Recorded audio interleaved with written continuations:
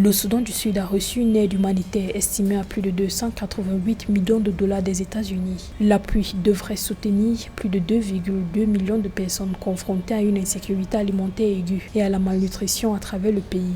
Selon l'Agence américaine pour le développement international, le financement soutiendra la fourniture d'une aide alimentaire vitale, des services de soins de santé et de nutrition aux populations touchées par la crise, ainsi qu'un soutien logistique pour transporter le fret et le personnel humanitaire vers les zones difficiles d'accès. L'agence américaine estime que 7,8 millions de personnes, soit environ les 2/3 de la population du Soudan du Sud, sont exposées à des niveaux d'insécurité alimentaire aiguë, tandis que plus de 43 000 personnes devraient connaître une insécurité alimentaire aiguë dans les zones touchées par les conflits et les chocs climatiques.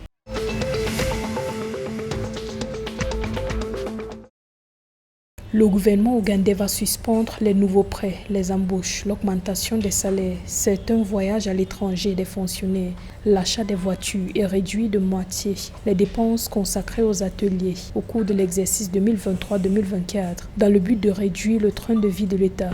Une décision qui intervient en droite ligne des mesures d'austérité visant à combler les déficits de financement et à inverser le fardeau croissant du service de la dette. Selon une circulaire d'appel budgétaire révisée, le gouvernement devrait économiser jusqu'à 108,5 milliards de shillings grâce à l'interdiction des voyages à l'étranger, des ateliers et d'autres dépenses non essentielles. En juin 2022, la dette publique de l'Ouganda se chiffrait à plus de 86 000 milliards de shillings. Précisons que le gouvernement a révisé à la hausse le budget 2023-2024 à plus de 50 000 milliards de shillings.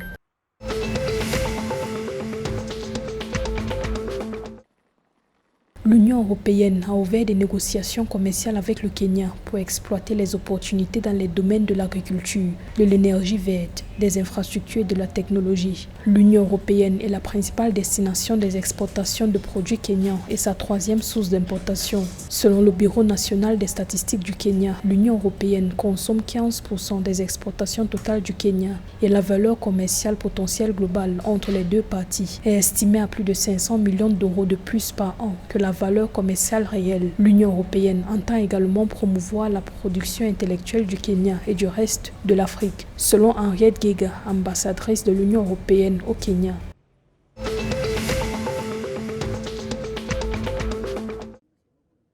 Les recettes d'exportation agricole du Rwanda se sont élevées à plus de 788,7 millions de dollars, soit une augmentation de 45% par rapport aux 543,1 millions de dollars engrangés en 2021. Un rapport du National Agricultural Export Development Board indique que le thé, le café et le pyrètre, qui constituent les exportations traditionnelles du Rwanda, ont généré plus de 212 millions de dollars en 2022, soit une hausse de 17% par rapport à plus de 180 millions de dollars enregistrés en 2021. Les produits d'exportation non traditionnels, qui comptent pour environ 60% des expéditions agroalimentaires, ont enregistré une hausse de 59% pour se chiffrer à 577 millions de dollars. Un bond dû à la reprise du transport des marchandises vers l'Europe et les autres destinations d'expédition et au bon prix des produits agricoles sur les marchés internationaux.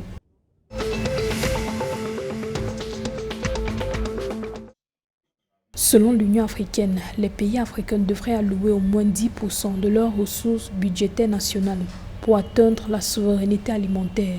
La Commission à l'agriculture, au développement rural, à l'économie bleue et à l'environnement durable estime que l'agriculture est la principale bouée de sauvetage du continent, alors qu'elle contribue fortement à la création d'emplois et au renforcement du développement économique. Malgré le fait que les pays africains disposent d'immenses ressources naturelles vitales pour le développement agricole, 38 pays du continent sont actuellement des importateurs nets de denrées alimentaires, selon la Commission, avec le soutien de partenaires d'un montant de 2,4 milliards de dollars. La Commission a mis en place la Facilité africaine de production alimentaire d'urgence pour produire 4 aliments de base, à savoir le blé, le riz, le soja et le maïs.